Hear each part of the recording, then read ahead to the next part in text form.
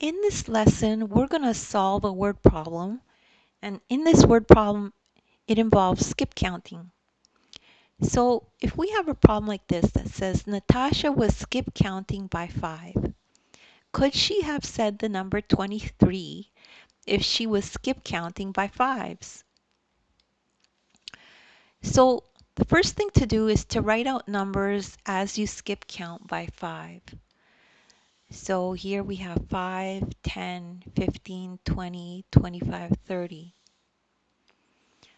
So if skip counting by 5, you will not say 23. You will say 20 and then 25 and not 23. So she could not have said 23 if she was skip counting by 5.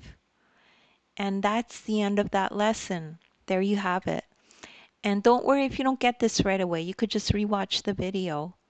There's nothing wrong with repetition. Thanks for listening.